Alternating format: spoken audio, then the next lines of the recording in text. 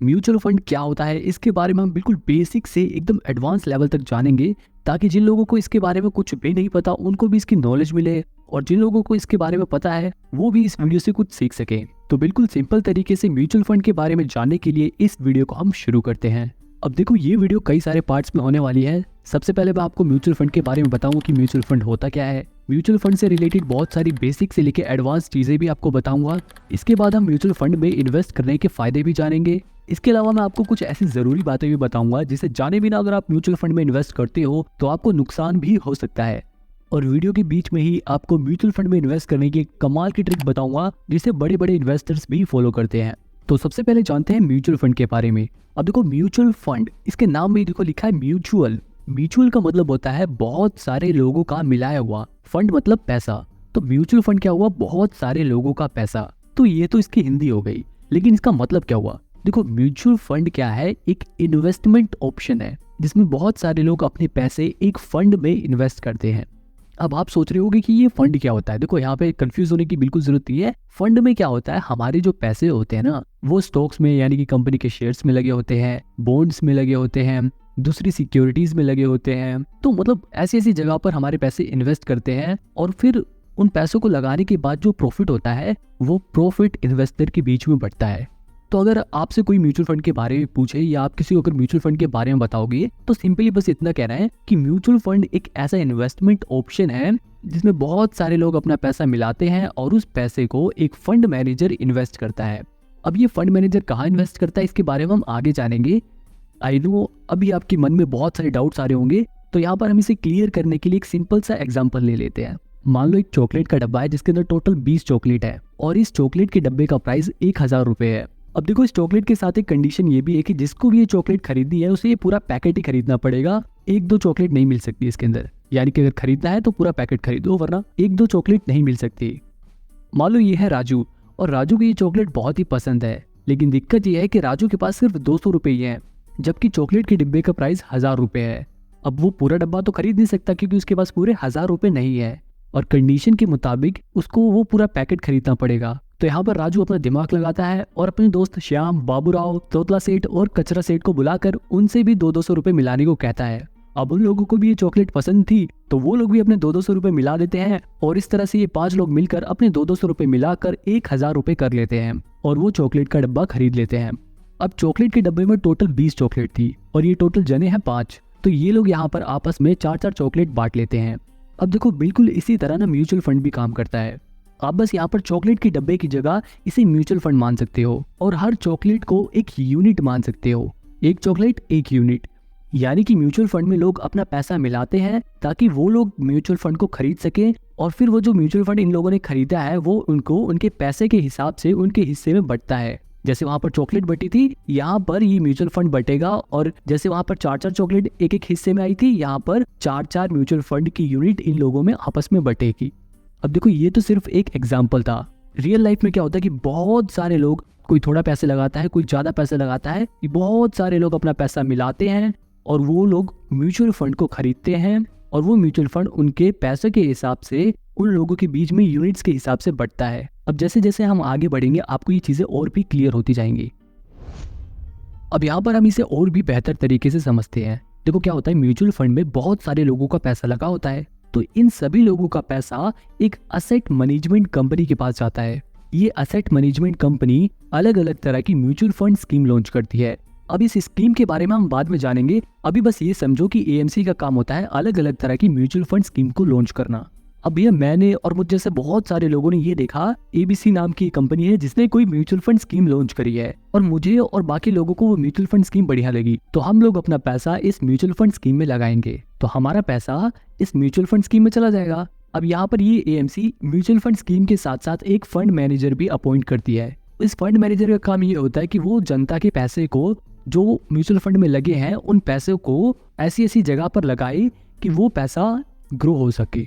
यानी कि fund manager क्या करेगा, जो जनता ने पैसे दिए हैं उन पैसों को कहीं इक्विटी में लगा देगा, यानी कि वो शेयर मार्केट में उन पैसों को लगा देगा। कुछ पैसों को वो कंपनियों को कर्जे पे दे देगा, यानी कि कॉर्पोरेट डेट। कुछ पैसों को वो डेरिवेटिव्स में लगा देगा, कुछ पैसों को वो ट्रेजरी बिल में लगा देगा। मतलब फंड मैनेजर का ये काम रहेगा कि उसे जहां पर ठीक लगे वो उन पैसों को इन्वेस्ट करे और हम लोगों के लिए वो पैसे को ग्रो करने का काम करे ताकि हमें अच्छा खासा रिटर्न मिल सके। अब देखो भैया, यहाँ पर वो फंड मैनेजर इतनी मेहनत कर रहा है, बढ़िया जगह पर हमारे पैसों को इन्वेस्ट करेगा, तो इसके बदले वो थोड़े से चार्जेस काटता है जिसे बोलते हैं एक्सपेंस रेशियो। ये एक्सपेंस रेशियो 1 से 2% होता है। अगर आप भी म्यूचुअल फंड में इन्वेस्ट करोगे तो आप इस एक्सपेंस रेशियो पर ध्यान जरूर देना। ये एक्सपेंस रेशियो अगर 1% से कम हो तो आपके लिए बढ़िया रहेगा।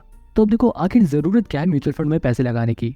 देखो, शेयर मार्केट में अगर हम पैसे लगाते हैं तो हमें वो पैसे खुद इन्वेस्ट करने पड़ते हैं। तो अगर हमें खुद इन्वेस्ट करना है तो हमें उसके बारे में नॉलेज भी होनी चाहिए, हमें उसका एक्सपीरियंस होना चाहिए, जो कि नए लोगों के पास नहीं होता। अब देखो, शेयर मार्केट में इन्वेस्ट करने में एक और दिक्कत है, वो ये है कि हमें उसमें टाइम देना पड़ता है। आपको टाइम देना पड़ेगा कि कब शेयर गिर रहा है, कब शेयर का प्राइस बढ़ रहा है। जब गिर रहा है तो आपको खरीद लो ताकि सस्ते में मिल जाए, जब बढ़ रहा है तो उसे बेच दो ताकि आपको प्रॉफिट हो जाए। तो मतलब उसको आपको टाइम देना पड़ेगा। और इसके अलावा एक और बड़ी दिक्कत है शेयर मार्केट में इन्वेस्ट करने की, कि इसमें इन्वेस्ट करने के लिए आपको चाहिए बहुत सारे पैसे। अब मान लो जैसे MRF टायर की कंपनी है जिसका शेयर प्राइस लगभग 1 लाख रुपए से भी ऊपर है। अब वो कंपनी तो अच्छी है लेकिन मेरे पास 1 लाख रुपए है ही नहीं, तो मैं उसमें इन्वेस्ट कैसे करूंगा। कम से कम मेरे को उसका एक शेयर भी खरीदने के लिए 1 लाख रुपए तो चाहिए, और 1 लाख रुपए मैं लगा ही नहीं सकता, मेरे पास इतने पैसे है ही नहीं इन्वेस्ट करने के लिए। या फिर मान लो मैं रिलायंस की कंपनी में इन्वेस्ट करना चाहता हूँ। अब रिलायंस का शेयर ही 2-2.5 हज़ार रुपए का आता है और मेरे पास तो सिर्फ 500 रुपए है, तब तो मैं उसमें इन्वेस्ट नहीं कर पाऊंगा। तो यहाँ पर दिक्कत ये है कि शेयर मार्केट में इन्वेस्ट करने के लिए आपको पैसे भी ज्यादा चाहिए होता है। जबकि देखो, म्यूचुअल फंड में फायदा ये होता है कि बहुत सारे लोग अपना पैसा मिलाते हैं। मान लो मुझ जैसे 1000 लोग अगर अपने 100 रुपए किसी म्यूचुअल फंड में लगाते हैं तो टोटल असेट मैनेजमेंट कंपनी के पास 1 लाख रुपए आ जाएंगे। अब ये असेट मैनेजमेंट कंपनी इस 1 लाख रुपए से आसानी से MRF के शेयर खरीद सकती है। लेकिन अब यहाँ पे प्रॉब्लम ये है कि वो शेयर तो एक है लेकिन उसके मालिक 1000 हैं, तो उन मालिकों में वो शेयर बटेगा कैसे। तो यहाँ पर वो कंपनी क्या करेगी, उस एक शेयर को 1000 हिस्सों में बांट देगी। यानी कि उसने क्या किया, एक शेयर को 1000 यूनिट्स में बांट दिया और उन सभी यूनिट्स को जिसने जितने पैसे दिए थे उनके हिसाब से बांट दिए। अब देखो, यहीं पर आ जाता है NAV का कॉन्सेप्ट, और ये कॉन्सेप्ट बड़ा ही इंपॉर्टेंट है क्योंकि अगर आपने ये समझ लिया तो आपको ये पता चल जाएगा कि किसी भी म्यूचुअल फंड का प्राइस आखिर बढ़ता कैसे है। वैसे NAV की फुल फॉर्म होती है नेट एसेट वैल्यू। वैसे शॉर्ट फॉर्म में ये हर जगह NAV ही लिखा होता है। इस NAV को देखकर ही किसी भी म्यूचुअल फंड की परफॉर्मेंस का पता लगाया जाता है। एकदम सिंपल वर्ड में अगर आपको NAV समझाऊं तो जैसे शेयर बाजार में किसी भी शेयर के प्राइस को शेयर प्राइस बोलते हैं, वैसे ही म्यूचुअल फंड में किसी भी म्यूचुअल फंड की यूनिट को NAV से रिप्रेजेंट करते हैं, यानी कि NAV बोलते हैं। मतलब इस NAV को देखकर हमें म्यूचुअल फंड की एक यूनिट का प्राइस पता चलता है। जैसे मान लो मैंने 10 रुपए में म्यूचुअल फंड की एक यूनिट खरीद ली और मुझ जैसे ही 9 और लोग एक एक म्यूचुअल फंड की यूनिट खरीदना चाहते हैं, तो यहाँ पर उन 9 लोगों को एक एक यूनिट खरीदने के लिए टोटल 90 रुपए देने होंगे। अब अगर वो लोग 90 रुपए देकर 9 यूनिट खरीद लेते हैं तो AMC के पास टोटल 100 रुपए आ जाएंगे, जिस 100 रुपए को हम बोलेंगे AUM। ये 100 रुपए ही असेट अंडर मैनेजमेंट है, यानी कि AUM है। अब इस एग्जांपल में हमने 100 रुपए लिया है, लेकिन असलियत के जो म्यूचुअल फंड होते हैं उसमें ये AUM होता है, वो कई हजार करोड़ों में होता है। ठीक है, फिलहाल अभी हम वापस अपने एग्जाम्पल पे जाएं तो कंपनी के पास 100 रुपए हो गए जिससे वो अलग अलग फंड में इन्वेस्ट कर सकती है। अब यहाँ पर ये फंड मैनेजर उस 100 रुपए को इन्वेस्ट करेगा। अब क्योंकि भैया वो फंड मैनेजर तो एक्सपर्ट है, तो हम यहाँ पर ये उम्मीद कर सकते हैं कि 1 साल बाद उसने जो 100 रुपए लगाए थे उसकी वैल्यू 150 रुपए हो गई। अब यहाँ पर 1 साल बाद ही 5 और लोग आ गए जो उस म्यूचुअल फंड को खरीदना चाहते हैं। अब क्योंकि भैया हम शुरुआती 10 लोगों ने तो उस म्यूचुअल फंड को 10 रुपए की NAV पर खरीदा था, अब ये जो नए लोग आए हैं 1 साल बाद, वो लोग किस प्राइस पर खरीदेंगे, इस चीज का पता लगाने के लिए फंड मैनेजर दोबारा से NAV कैलकुलेट करेगा। तो यहाँ पर दोबारा से NAV कैलकुलेट करने के लिए अभी जो उस इन्वेस्टमेंट की वैल्यू हो गई है यानी कि 150 रुपए, उसको डिवाइड कर देंगे पुरानी जो यूनिट बिकी थी। पुरानी कितनी यूनिट बिकी थी? 10। तो उसे 10 से डिवाइड कर देंगे तो अभी नई NAV आ जाएगी 15 की। तो इससे हमें ये पता चल जाएगा कि ये जो नए 5 लोग इस म्यूचुअल फंड को खरीदना चाहते हैं उन्हें एक म्यूचुअल फंड की यूनिट खरीदने के लिए 15 रुपए देने पड़ेंगे। अब क्योंकि ये लोग 5 म्यूचुअल फंड की यूनिट खरीदना चाहते हैं और एक यूनिट का प्राइस 15 रुपए है, तो 15 × 5 = 75। तो यहाँ पर अब देखा जाए तो कंपनी के पास 150 रुपए की असेट अंडर मैनेजमेंट पहले से थी और अब कंपनी के पास 75 रुपए और आ गए, तो कंपनी के पास टोटल 225 रुपए की असेट अंडर मैनेजमेंट, यानी कि कंपनी के पास टोटल 225 रुपए आ गए जिसे वो इन्वेस्ट कर सकती है। अब इस नई NAV से फायदा ये हुआ कि जो नए लोग थे उन्हें नए प्राइस के हिसाब से म्यूचुअल फंड मिला और पुराने लोगों का पैसा कितना बढ़ गया उन्हें ये भी पता चल गया। जैसे मैंने 10 रुपए में एक यूनिट खरीदी थी और अभी उसकी वैल्यू 15 रुपए की हो गई, तो मुझे म्यूचुअल फंड की एक यूनिट पर 5 रुपए का फायदा हुआ। ठीक है, ये देखो, ये जो ग्राफ दिखा रहा है इसका NAV का ग्राफ दिखा रहा है और यहाँ पर नीचे ये देखो, यहाँ पर करंट NAV भी लिखा हुआ है अभी मतलब इस म्यूचुअल फंड का जो एनएवी चल रहा है वो इतना चल रहा है। इस एनएवी का ही प्राइस देखो समय के अनुसार घटता बढ़ता रहता है। अगर कंपनी अच्छा परफॉर्म करती है तो एनएवी का प्राइस बढ़ेगा, बेकार परफॉर्म करती है तो एनएवी का प्राइस घटेगा। ठीक है, अब देखो ये जो AUM होता है, एसेट अंडर मैनेजमेंट होता है, अगर आप म्यूचुअल फंड में देखोगे तो ये इस तरह से लिखा रहता है। हालांकि म्यूचुअल फंड में ये करोड़ों में नंबर होता है क्योंकि बहुत सारे लोग इसमें पैसा लगाते हैं, तो इन AMC कंपनियों के पास कई हजार करोड़ रुपए आ जाते हैं इन्वेस्ट करने के लिए। तो भैया ये सब तो समझ आ गया कि म्यूचुअल फंड होता क्या है, उसकी सभी टर्म्स भी हमें समझ आ गई। लेकिन भाई म्यूचुअल फंड में इन्वेस्ट करने का फायदा क्या है, आखिर क्यों इन्वेस्ट करें हम? तो एक बार हम इसके फायदे भी जान लेते हैं। चाहे आप म्यूचुअल फंड में इन्वेस्ट करो या ना करो, आपको इसके फायदे जरूर पता होने चाहिए। देखो सबसे पहला फायदा होता है डाइवर्सिफिकेशन इन लेस मनी। जैसा कि मैंने आपको ऊपर एग्जांपल में बताया था कि राजू के पास कम पैसे थे जिसकी वजह से वो डायरेक्ट शेयर मार्केट में इन्वेस्ट नहीं कर पा रहा था उस कंपनी के शेयर में, जबकि जब उसने म्यूचुअल फंड में इन्वेस्ट किया तो बहुत सारे लोगों ने अपना पैसा मिलाया। आप जैसे 1 लाख लोग अपने हजार रुपए जब किसी म्यूचुअल फंड में लगाएंगे तो AMC के पास टोटल 10 करोड़ रुपए हो जाएंगे। अब ये AMC इस 10 करोड़ रुपए से जितने चाहे उतने MRF के भी शेयर खरीद सकती है, रिलायंस के भी शेयर खरीद सकती है, टाटा के भी शेयर खरीद सकती है, रेलवे के भी शेयर खरीद सकती है। मतलब ऐसे वो कई सारी जगह अपने पैसे लगा सकती है क्योंकि उसके पास थोड़ी थोड़ी करके ही पैसे बहुत सारे हो गए हैं। तो यानी कि आपने भले ही पैसे कम लगाए हैं लेकिन आपके पैसे कई जगह लगे पड़े हैं। अब इस डाइवर्सिफिकेशन का यानी कि कई जगह पैसे लगे होने का फायदा ये होता है कि मान लो कोई एक कंपनी का शेयर बेकार परफॉर्म कर देता है, कोई एक कंपनी बढ़िया परफॉर्म नहीं कर पाती लेकिन दूसरी कंपनी अच्छा परफॉर्म करती है, तो इस वजह से जो आपका रिटर्न है वो बैलेंस हो जाएगा। जबकि मान लो आप अपने सारे पैसे डायरेक्ट किसी एक कंपनी में इन्वेस्ट कर देते तो अगर वो कंपनी अच्छा परफॉर्म करती तब तो ठीक है, लेकिन अगर वो कंपनी बेकार परफॉर्म करती तो आपके सारे पैसे डूब जाते। जबकि म्यूचुअल फंड में आपका पैसा डाइवर्सिफाई हो रखा है जिसकी वजह से आपके पैसे डूबने के चांसेस कम होते हैं। अब हालांकि शेयर मार्केट में भी आप अपने पैसे डाइवर्सिफाई कर सकते हो लेकिन इसके लिए आपको नॉलेज चाहिए, टाइम चाहिए और एक्सपीरियंस चाहिए। जबकि म्यूचुअल फंड में इन्वेस्ट करने का यही फायदा है कि वहां पर आपको एक एक्सपर्ट फंड मैनेजर मिल जाता है जो उस काम में एक्सपर्ट है, उसने उसी चीज की पढ़ाई कर रखी है, उसके पास उसी चीज का एक्सपीरियंस है, तो वो हमसे बेहतर उस कंपनी में पैसे लगा सकता है। तो ज्यादा चांसेस ये है कि वो हमसे बेहतर इन्वेस्टमेंट कर सकता है। तो एक तो ये फायदा हो जाता है कि वहां पर एक्सपर्ट रहता है। इसके अलावा एक और म्यूचुअल फंड का फायदा ये होता है कि आपको बार बार ट्रांजैक्शन नहीं करनी पड़ती। मतलब अगर आप शेयर मार्केट में इन्वेस्ट करते हो तो क्या होता है, जब किसी कंपनी का शेयर प्राइस गिरता है तो हम लोग उस शेयर को खरीद लेते हैं ताकि हमें वो शेयर सस्ते में मिल जाए, और जब उस कंपनी का शेयर प्राइस बढ़ने लगता है तो हम उसे बेच देते हैं ताकि हम उसे महंगे में बेचकर प्रॉफिट कमा सके। लेकिन अब कंपनी का शेयर प्राइस कब गिर जाए कब बढ़ जाए हमें नहीं पता, और हो सकता है कि कंपनी का शेयर प्राइस साल में कई बार गिर जाए बढ़ जाए। तो यहाँ पर अगर हम शेयर मार्केट में इन्वेस्ट करते हैं तो हमें बार बार उसे सेल करना पड़ेगा, बाय करना पड़ेगा। जबकि म्यूचुअल फंड में हमें ये नहीं करना, हमारा वो काम वो एक्सपर्ट करेगा, हमें बार बार शेयर खरीदने बेचने की कोई झंझट नहीं पालनी, वो खुद ही ये काम करेगा। इसके अलावा एक और बढ़िया फायदा है म्यूचुअल फंड का कि इसमें आप ऑटोमेटिक UPI मैंडेट सेट कर सकते हो, जिसके बाद ऑटोमेटिकली आपके अकाउंट से हर महीने जितना आपने अमाउंट फिक्स किया होगा वो अमाउंट हर महीने खुद ही कट जाएंगे और वो पैसे म्यूचुअल फंड में इन्वेस्ट हो जाएंगे। मतलब आपको कोई टेंशन नहीं लेनी, आपका पैसा अपने आप ही कटेगा और वो म्यूचुअल फंड में इन्वेस्ट हो जाएगा।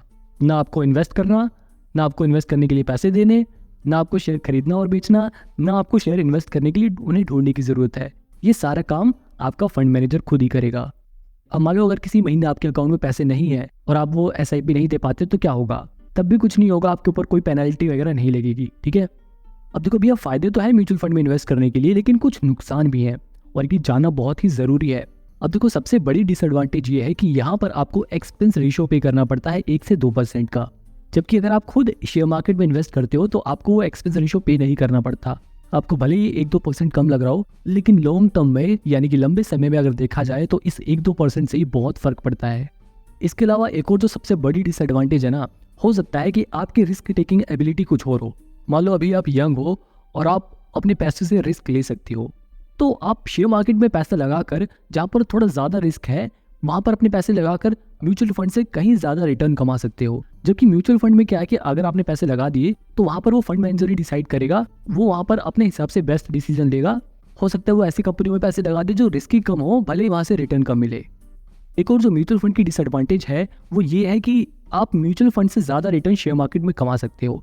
भले ही शेयर मार्केट में रिस्क ज़्यादा है, लेकिन अगर आप वहाँ पे टाइम देते हो तो आप ब्लू चिप कंपनियों में अपने पैसे लगाकर, जिनका बिजनेस एकदम सेट हो चुका है, ऐसी कंपनियों में अपना पैसा लगाकर भी लंबे समय में अच्छा खासा रिटर्न कमा सकते हो बिना कुछ एक्सपेंस पे किए हुए।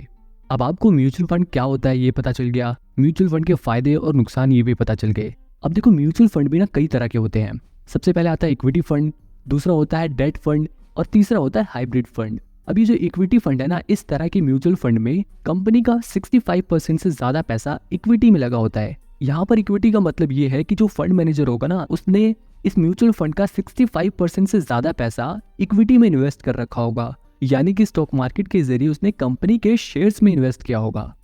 अगर वो कंपनी अच्छा प्रॉफिट करेगी तो अच्छा रिटर्न मिलेगा, लेकिन अगर वो कंपनी बेकार परफॉर्म करेगी तो रिटर्न भी थोड़ा बेकार हो सकता है। इसीलिए जो इक्विटी फंड होता है उसमें रिस्क ज्यादा होता है, लेकिन इसमें रिटर्न भी सबसे ज्यादा मिल सकता है।